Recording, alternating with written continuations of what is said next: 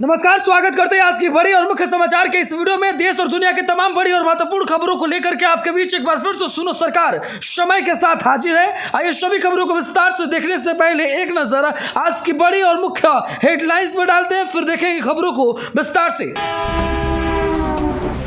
बड़ी खबर की शुरुआत इस वक्त कांग्रेस से करेंगे। कांग्रेस ने जीत के पैमाने को मजबूत करने के लिए राहुल को आगे बढ़ाया। सोनिया गांधी ने कहा कि देश में लोकतांत्रिक व्यवस्था और नियमों का हनन किया जा रहा है, कुछ बोलने की आजादी नहीं। देश के प्रधानमंत्री श्री नरेंद्र मोदी ने 24 के लिए प्लान को सेट कर लिया। इसके साथ बात करेंगे किस तरीके से सेना के जवानों को लेकर आने वाली कुछ महत्वपूर्ण जानकारियां। साथ ही साथ बिहार के चर्चित पत्रकार एवं यूट्यूबर मनीष कश्यप को लेकर के सुप्रीम कोर्ट में हुई सुनवाई पर क्या है नया मामला। और आज की बड़ी खबर बातचीत होगी। लोकसभा के सभी सीटों पर लड़ेंगे चुनाव अखिलेश यादव। जानने का प्रयास होगा कि अमित शाह ने 40 की 40 सीटों पर कैसे जीत का पैमाना मजबूत किया इस वक्त, और नीतीश कुमार को लेकर के आने वाली कुछ महत्वपूर्ण जानकारियां करेंगे विस्तार से बातचीत। जानने का प्रयास करेंगे कि अरविंद केजरीवाल ने दिल्ली समेत कई अन्य प्रदेशों में पार्टी को मजबूत करने के लिए क्या कुछ किया, और इसके साथ मल्लिकार्जुन खड़गे के जिम्मेदारी के कंधे मजबूती से आगे बढ़ते दिखाई दिए। शुरुआत करते हैं इस वक्त की बड़ी और मुख्य समाचार से। जी हां, इस वक्त कहीं ना कहीं कांग्रेस को एक मजबूती चाहिए, पुश पॉइंट चाहिए। अब ये पॉइंट तो कर्नाटक के चुनाव में मिल चुका है, पर इस चुनाव को लेकर के अपनी बातों को रखने का संपूर्ण प्रयास और लगातार कर रहे कोशिशों से एक नई सफलता हाथ लगती दिखाई दे रही है। माना जा रहा है कर्नाटक के विधानसभा चुनाव से जी हां राहुल को एक नया पैमाना मिलेगा। वहीं आज जी हां दिल्ली के साकेतपुरी में राहुल गांधी पहुंचे, जहां उन्होंने प्रतियोगिता परीक्षाओं के लिए सरकार पर निशाना साधा। कहा सरकार एकदम से बच्चों के भविष्य को बिगाड़ने में मुख्य योगदानों को निभा रही है। और ये कहां तक सही है कि बच्चे इधर परीक्षा की तैयारी कर रहे हैं और इधर वैकेंसियां लाई ही नहीं जा रही है। अपनी राय भी कमेंट में दीजिएगा, क्या है राहुल के बारे में आपका सजेशन। बड़ी खबर निकल कर सामने आ रही है इस वक्त सोनिया गांधी को लेकर के। सोनिया गांधी ने कहा कि नियमों के अनुसार जो कुछ भी भारत में चल रहा है वो बिल्कुल गलत है। अब लीजिए ना, कुछ भी अगर बोला जाए मानहानि का केस होगा, चुप हो जाइएगा। यानी संवैधानिक पद पर रहने के बाद भी कुछ लोग आदतों से बात नहीं आ रहे। उन्हें लगता है कि किस तरीके से सरकार अपनी चलाई जाए, सिस्टम अपना रखा जाए, सिस्टम और सरकार के खिलाफ कोई बोले तो कैसे फंसा दिया जाए। सिस्टम और सरकार के खिलाफ कोई जाना नहीं चाहता, और कोई जाता है तो उसे फंसा दिया जाता है। गरीबों के आवाजों को बनने से रोका जाता है। गरीब का आवाज अगर बनेंगे तो जेल के सलाखों के पीछे का जगह आपके लिए रिजर्व करके रखा गया है। यह साफ तौर पर इशारों में सोनिया गांधी ने साफ किया। एक बड़ी खबर से शुरुआत करते हैं। बड़ी खबर नरेंद्र मोदी जी को लेकर के है। देश के प्रधानमंत्री श्री नरेंद्र मोदी जी 2014 में जिस जलवा के साथ आए थे, जो जलवा उनके अंदर था, जो हुनूर और जो यहाँ गुरूर और जिस ताकत के साथ उन्होंने सत्ता की कुर्सियों को संभाला था, आज माना जा रहा है कि उससे कई गुना ज्यादा बड़ा पैमाना जी नरेंद्र मोदी का है। देश में नरेंद्र मोदी एक बड़े पैमाने वाले नेता हैं, जिनके नाम की चर्चा थोड़ा ज्यादा होता है। ऐसे में नरेंद्र मोदी एक मजबूत नेता, एक ताकतवर नेता है, और इसलिए कुछ बड़े और महत्वपूर्ण कामों को करते नजर आ रहे हैं 2024 के चुनाव को लेकर के। ऐसे में अपनी राय दीजिएगा कमेंट में।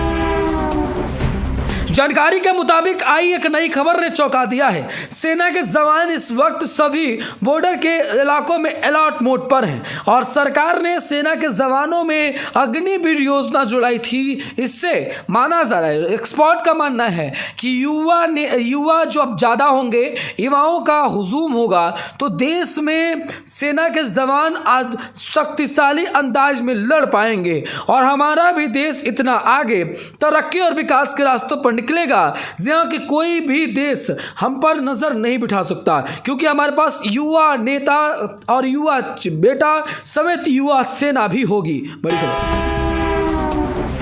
बड़ी खबर निकलकर सामने आ रही है। बिहार के चर्चित पत्रकार एवं यूट्यूबर मनीष कश्यप को लेकर के बड़ी खबर। सूत्रों के हवाले से मिली खबर के मुताबिक बिहार की सरकार ने मनीष कश्यप को ना तो यूट्यूबर और ना तो पत्रकार घोषित किया है। उन्होंने अपनी चिट्ठी में यह बताने का प्रयास किया है कि मनीष कश्यप सिर्फ एक राजनेता है, जो नेतागिरी करने और नेता बनने की चाहत में वह गलत वीडियो प्रचारित कराया था। जिस मामले को लेकर के सुप्रीम कोर्ट ने अब तमिलनाडु सरकार से रिपोर्ट मांगा है और पूछा है वाई एनएसए उद्देश्य आखिर ऐसे क्यों लगाया जा रहा है? आखिर मनीष कश्यप इतना बड़ा अपराधी या क्या है कि इतना बड़ा कोशिश किया जा रहा है? बड़ी खबर निकलकर सामने आ रही है इस वक्त अमित शाह को लेकर के। अमित शाह ने मानो जैसे बिहार पर पूरा फोकस कर दिया हो। वह चाहते हैं कि 24 के चुनाव में कोई भी जोर कसर ना रह जाए, जिसके लिए कभी मन में इस बात का छल कपट और तमाम चीजें रहे कि हम थोड़ा सा ये नहीं कर पाए। बिहार के लोगों का दिल जीत गृह मंत्री अमित शाह ने जो बड़े पैमाने पर लोगों का दिल जीता है, जिस तरीके से लोगों का दिल जीत करके अपने राज किया है, वही 24 में भी होगी। ऐसे में बिहार की जनता को भरोसा और इसके साथ ही यह तमाम बताने का प्रयास हो रहा है कि देखिए सपोर्ट कीजिए, आगे की चीजों को संभाल लेंगे हम। बड़ी खबर निकलकर सामने आ रही है इस वक्त और बड़ी खबर है जी हां, आपको बता दें कि दिल्ली के मुख्यमंत्री अरविंद केजरीवाल से जुड़ा हुआ। अरविंद केजरीवाल 24 के चुनाव को लेकर के जहां नीतीश कुमार के कदम से कदम मिलाकर के समर्थन में खड़े हुए, तो अचानक से सीबीआई और ईडी का रेड बढ़ गया, मामला रखा का रखा रह गया और मामले पर कुछ न कुछ और भी नई जानकारियां सामने आने लगी। ऐसे में अपनी राय कमेंट में दीजिएगा कि आपको क्या लगता है। क्या आपको लगता है कि इस वक्त ये कहीं ना कहीं जो बड़ा पैमाना है वोट का, वो मिलेगा अरविंद केजरीवाल को दिल्ली से? बड़ी खबर की शुरुआत नीतीश कुमार के साथ इस वक्त जी हां, सूत्रों के हवाले से खबर मिल रही है कि नीतीश कुमार अपने पद से इस्तीफा देने के बाद में बिहार का मुख्यमंत्री श्री तेजस्वी यादव जी को बना सकते हैं और बिहार के मुख्यमंत्री बनाए जाने के साथ ही वह इस बात का अनाउंसमेंट कर सकते हैं कि लोकसभा चुनाव में वह विपक्षी एकता के लिए बड़ा काम करेंगे, क्योंकि उनका पैठ, उनकी राजनीतिक दृष्टिकोण और लड़ने का तरीका बहुत एक्सपर्ट है और कहीं ना कहीं वह बड़े नेता के तौर पर हमेशा से देखे जाते हैं। उनके नाम की चर्चा सिर्फ यही नहीं, हर एक जगह पे होती है। ऐसे में नीतीश कुमार जिम्मेदारियों को निभाएंगे क्या? एक बड़ी खबर की शुरुआत, अखिलेश यादव ने ना तो भाजपा और ना सपा बीएसपीओ को भी कर दिया है बाय बाय। अब सपा लड़ेगी सीधे भाजपा से, समाजवादी पार्टी का लड़ाई भाजपा से होगा और वो भी राष्ट्रीय पार्टी का दर्जा लेने के प्रयास में। यानी उत्तर प्रदेश के सभी लोकसभा की सीटों पर अखिलेश यादव चुनाव लड़ेंगे। इशारों में स्पष्ट हो चुका है कि अखिलेश के समर्थन में जुट रहे हुजूम और लोकसभा के लिए किया जा रहा रैली, निकाय का चुनाव और परिणाम के साथ इस बारे में तय हो जाएगा कि अखिलेश बाबू का जलवा किस तरीके से जलने का काम करेगा। अपनी राय कमेंट में दीजिएगा। चलिए एक बड़ी खबर की शुरुआत करते हैं और इस खबर के साथ ही खबरों का अंत, क्योंकि समय हो गया आपसे विदा लेने का। सबसे पहले मल्लिकार्जुन खड़गे को लेकर के, मल्लिकार्जुन खड़गे जी ने अपनी जिम्मेदारियों को संभालने के साथ कर्नाटक पर फोकस को जमाए हुए हैं। कर्नाटक के विधानसभा चुनाव में उनकी ताकत है कि किसी भी तरीके से कर्नाटक को जीता जाए। कर्नाटक को जीतने के लिए वह हमेशा से कार्यरत हैं, कार्यों को कर रहे हैं और कर्नाटक के दिलों पर राज करने के लिए उनके प्रयास हमेशा से सार्थक हैं। अब तो जनता बताएगी कि कितना सार्थक और कितना असार्थक वक्त के साथ चीजें स्पष्ट होंगी, पर बने रहिएगा आप हमारे साथ। वीडियो देखने के लिए बहुत बहुत धन्यवाद। जय हिंद, वंदे मातरम।